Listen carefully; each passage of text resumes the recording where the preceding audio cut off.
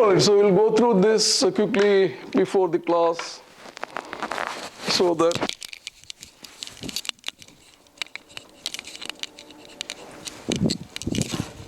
one random variable is done.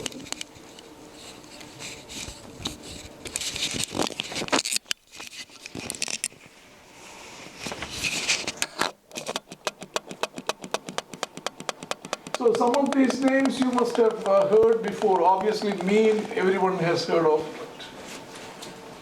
So remember, the complete description of a random variable comes through its density function. And so density function is too descriptive. We just want a few parameters instead, right? So it's like a person can be described many ways, right? Qualities, characteristics. But the easiest thing is height, weight, income, something like that, right? So it's some sort of description, a representation of random variables using parameters.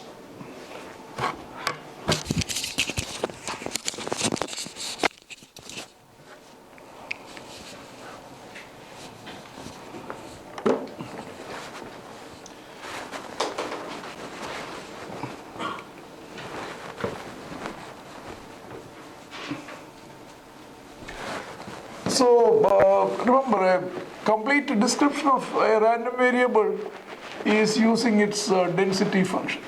So this shows if this is x1 and x2, as I said, this is the probability that x is between these values. So if this value is higher than this value, we say it's more likely things will happen here compared to here, etc. Now, this is of course everything that you need to know we can get from this graph, but sometimes maybe a crude representation, so that's what it is. So you have heard the term mean. Mean also is the average value. Of course, average value means if you have a bunch of observations, you take the average, right? That's what the average value is. So this is the average, and this is the same as average is, this is what you are used to, right? So what this says is that every observation is weighted equally. That's another way to represent, right? Weighted equally. The weights are 1 over n. So if you change the weights to pi, xi, then you can say that if each observation, so if the random variable takes different values with, so this is your probability mass function from this class. So that's pk, right? So if the random variable takes different values with the different weights, and then this is, we call this to be the mean. A generalization is weighted average, right? Again, this you are familiar with, different weights to different values, because some values may be more likely than some other values, and all these values are non-negative and add up to 1. So the description is the PMF multiplied by the value, and so the corresponding formula for the, in a continuous case would be, xi would be replaced by x, and pi would be replaced by fxx dx. So my whole point is the motivation for this comes from what you are used to, which is just the average value, except the average value is only good if all the weights are equal. If the weights are not equal, you put in, so for a discrete random variable, this is the way we can compute the average value. For a continuous random variable, we can use this expression. So generally a top bar is used. You can also write this as expected value of x. E stands for expected or average.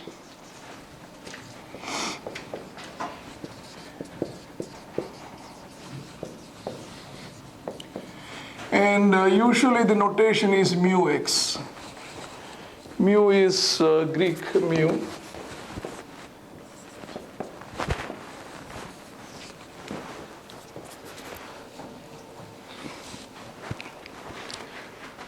So of course now, once you have a definition, the next job is compute the mean for all the random variables that we know of. So I'll do a few of them, and few of them I'm going to, all of them are tabulated. So, but you just need to go through the derivation so that you can sort of get good at. So once we have the mean value, that's going to be a number. So that's going to be somewhere here on this axis. So if the mean is here, and you say that for this random variable, this is the mean value, or somewhere here, etc. So that's just going to be, so this whole density function is replaced by one number. That's not a good description, but that's somewhere to start, right? One description. So that's why we may want, so let me compute mean for few random variables. So the, so let's say you have a Gaussian random variable with a parameter with, so let me write down the PDF.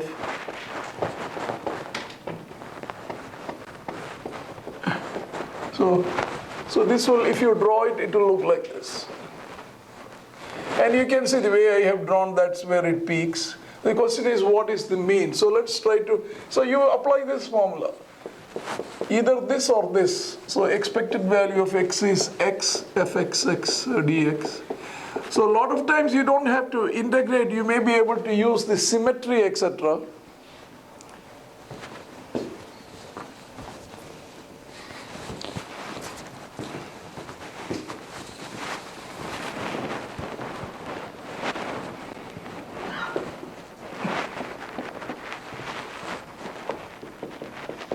So you probably have an idea, but let's see, let's do it precisely. So I'm going to substitute it.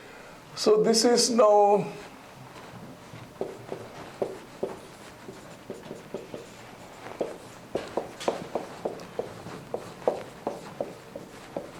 question is, how do you simplify? So I'm going to make a change of substitution, y equal to x minus a. So you see, limits will remain the same because when x goes to minus infinity, y is minus infinity.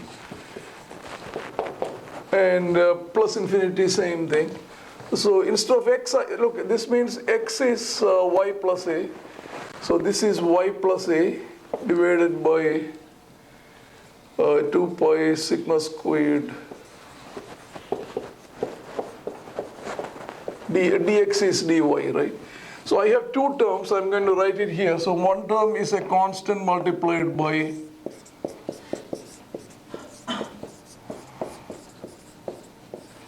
a is a constant, so that goes outside. And the other term is this term.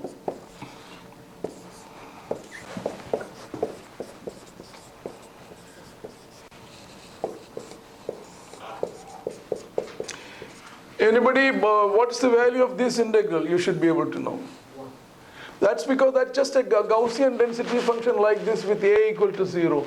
So this is 1. So the first term is a here. And how about this term? What's this? It looks complicated, but you should be able to see the value of this integral. Oh, so look at this. This is an even function, right? Even function. This is an odd function. Even multiplied by odd would be odd. Odd integrated over a symmetric region. So a simple reason, you don't have to kill yourself. You don't have to compute anything. That integral is 0. So the answer is a. So the interesting part is whatever appears here is the mean. And it makes sense. So this value is the mean where it peaks. But remember, for this, that's also the mode. Mode is the maximum value of any PDF. So the mean and mode are the same. Actually, the median also is the same value because you can see it is symmetric. So this probability should be equal. Total probability is 1. So each must be half. So this is the value where it separates into half probability. So this also represents the median value. Median, mode, mean, all the same for a Gaussian PDF. That's the proof. Okay, so let me do a few more.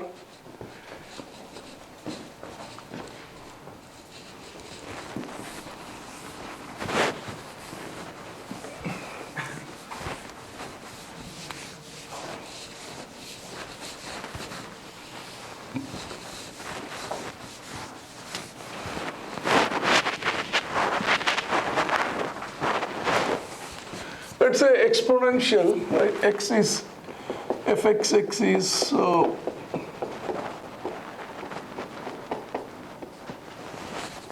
this is x positive. So expected value of x is x multiplied by the density function. X goes from 0 to infinity. Here if you make mistakes and write it like this, that will be meaningless. Right? So you have to do the given problem. The exponential is only non-negative. Now again we can make a change of substitution here, y. So x over lambda is y. So x is lambda y and dx is lambda dy, right? And the limits will be the same, and because when x is 0, y is 0, x is infinity, y is infinity. So x is lambda y, 1 over lambda e raised to minus y, and dx is lambda dy, right? So lambda cancels, 1 lambda goes outside, 0 to infinity, y.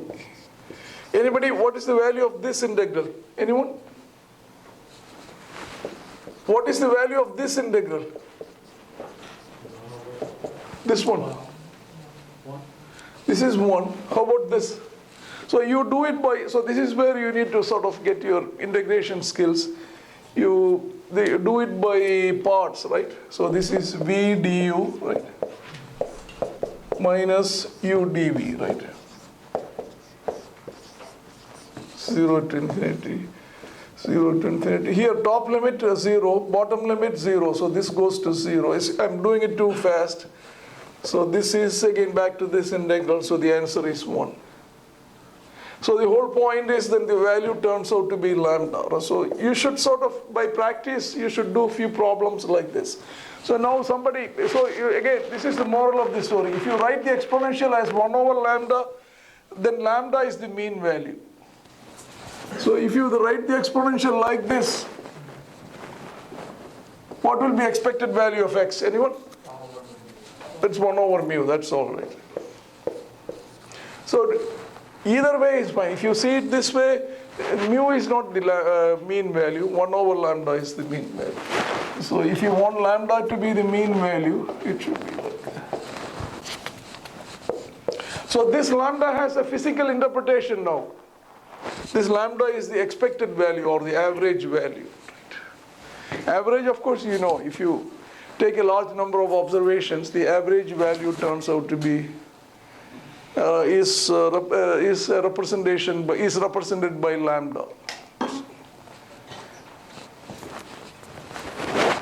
Let me do 2 more quick examples, Poisson and Binomial. So they are examples of discrete random variables.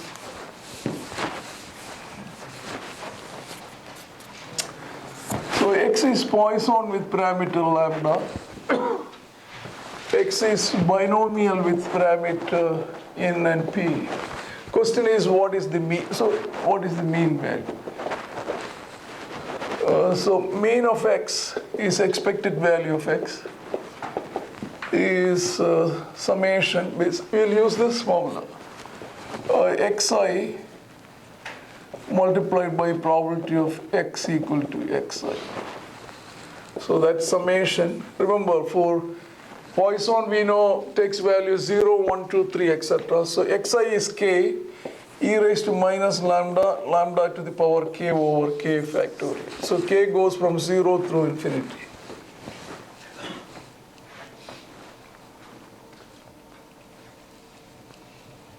So you need to simplify this. I mean, I'm going to show it the direct way, but later we can use these tools, moment generating functions, to compute the mean, etc. So we'll do it that way also at that time. But look here, when k is 0, what's the value of this?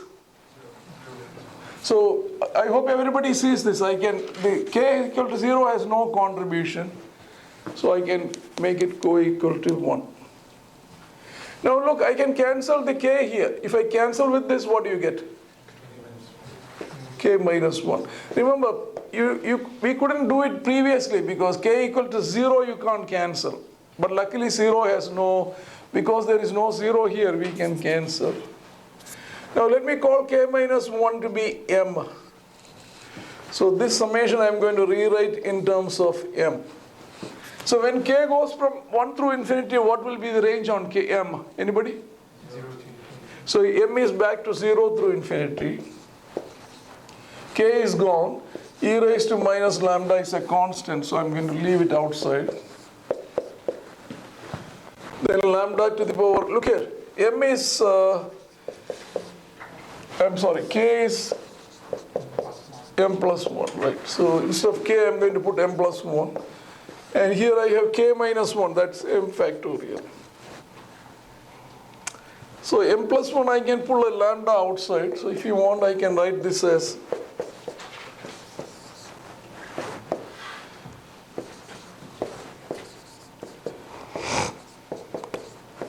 anybody knows how to sum this? 1? What is the expansion of e raised to x? 1 plus x squared over? Huh? Continuous circle. What is the expansion? X squared by? Etc. Or how do you write it as xk over? K goes from? Look at here. So this is what? E to the power? So this is e to the power plus lambda. So this cancels with this and you get the answer to be lambda. So again, so that's an interesting thing. In the Poisson, what you see here is the mean value. That's the whole point. That's what this proof shows. Okay. So let's do this one. So remember, this is simple calculation, testing out your integration and summation skills.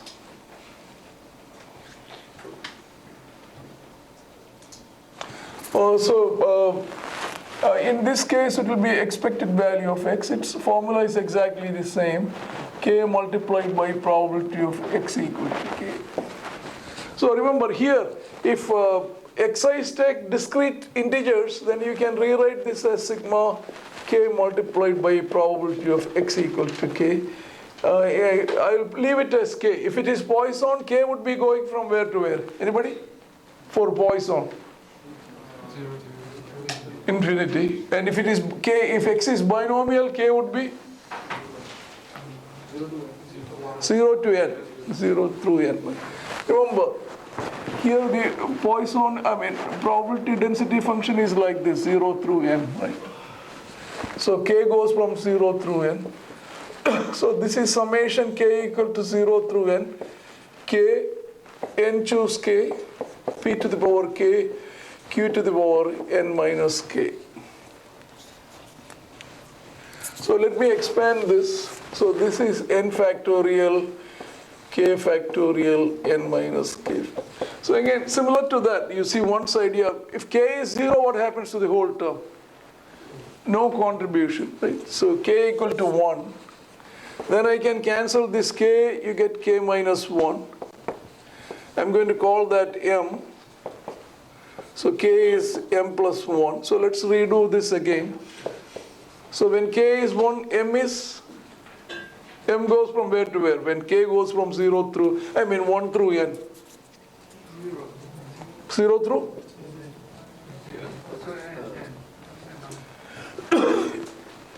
M is k minus 1. So when k is n, m will be n minus 1. So this is n factorial. K minus 1 factorial is m. This is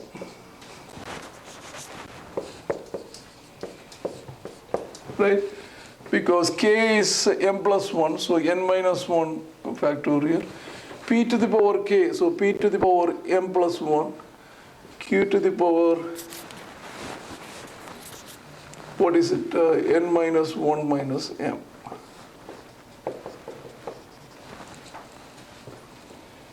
Anybody, this will give us a clue. You have n minus 1 here, n factorial. So I can pull out an n outside. So this becomes n minus 1 factorial, m factorial, n minus 1 minus m factorial. I can also pull out a p here. So this becomes p to the power m, q to the power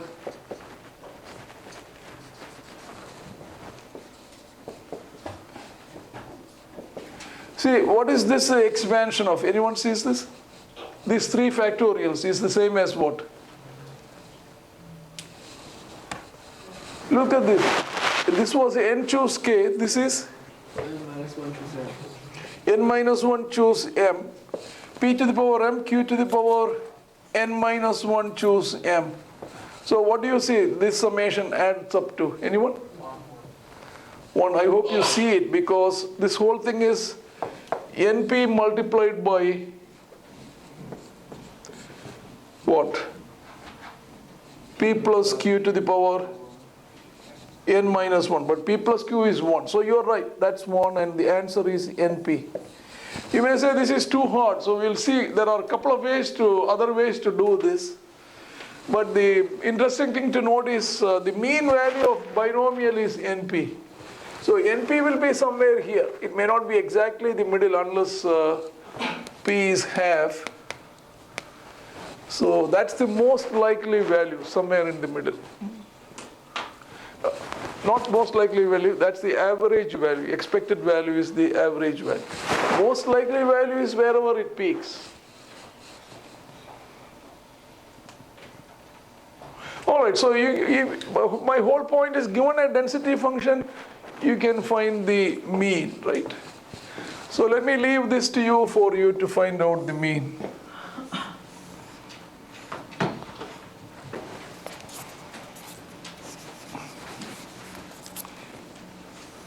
So this was an exam problem. See whether you can do it.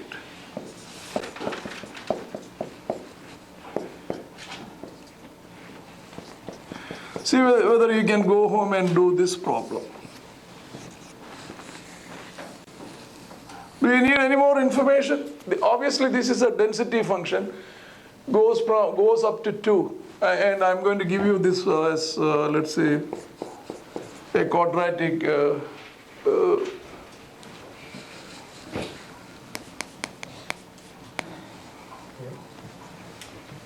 so k you need to, how will you find k? Anybody? What will be?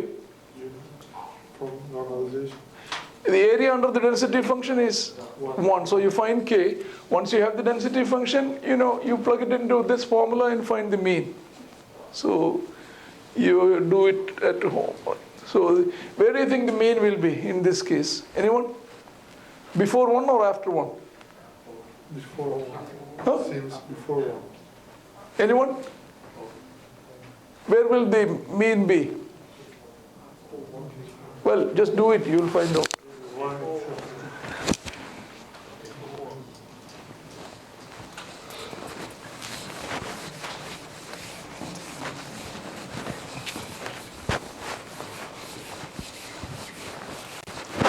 So this is just one parameter mean, and let me show you a case where you may the reason why you may need more than one parameter for a decent description of a random variable.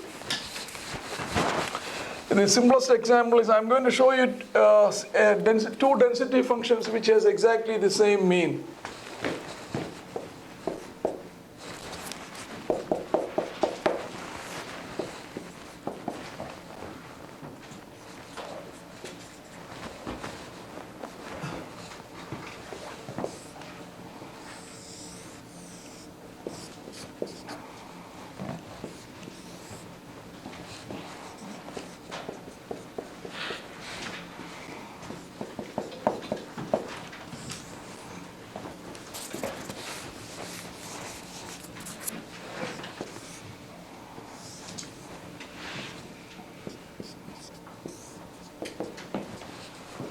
See, you can at least look pictorially, you can see the density function is, most of the action, the density functions are different, at least the way I have drawn the picture, but nevertheless their mean value is the same.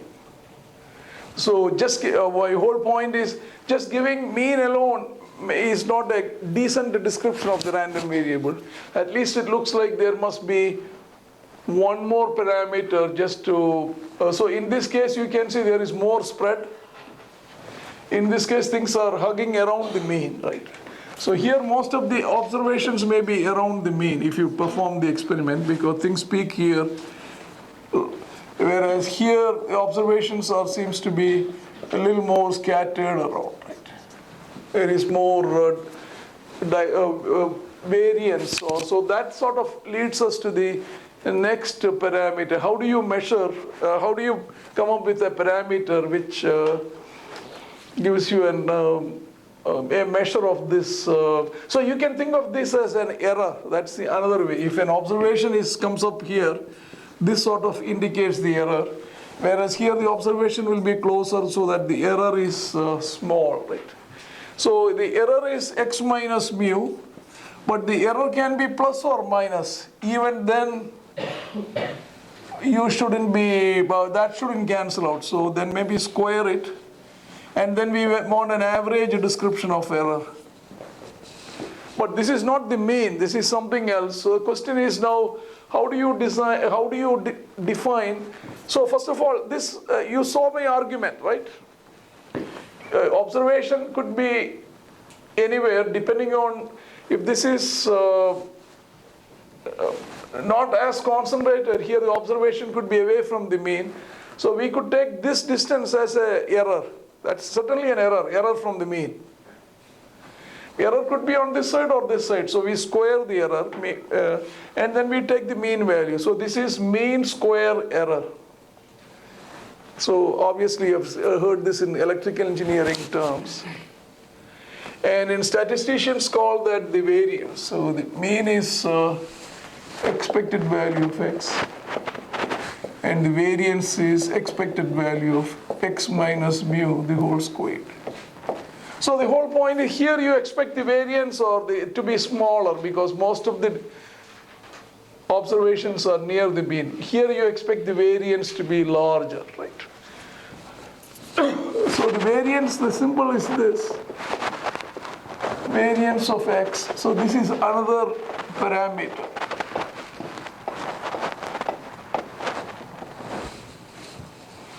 So remember, 1 is not enough, so even 2 may not be enough, but let's look at the second one, right? So now, remember, this is the expected value of function of a random variable. So let me talk about that quickly. So if y is gx, you can think of this as gx, right? So the question is, how do you find the expected value of gx? Oh, so the expected value of x, you know, it's here, right? This is the expected value of x. So expected value of y is of course integral y f y dy. We want to rewrite this possibly in terms of x because otherwise we have to go through this. So you can quickly see that I can do a substitution because y is gx. Remember, this integration is on y wherever. So y is gx. And we also know how to write fyy in terms of fxx. So that's going to be 1 over dy by dx, right? I'm going to write it like this, fxxi and dy. So dy cancels. So this shows that as y goes from minus infinity to plus infinity, here x may have multiple solutions, but that everything is as you sum up over there. Here the sum together with this integral will be summing up over all values of x, and you get gx multiplied by fxx. Dy cancels, so you get dx. Of Of course, you can use this formula or this formula. The advantage here is you don't need to find out FYY. This is a useful formula. Expected value, I'm just going to write what I wrote there. Expected value of gx is integral gx multiplied by fxx dx. Limits will depend on what it is. And this also tells you that if you have two functions, so from here you also have expected value of alpha gx plus alpha 2 or beta g2x. Anybody? What will this be? Expected value. So think of this as gx. You plug it in here. Integration is linear. So you should be able to see that this can be written as what? Alpha multiplied by g of g1x plus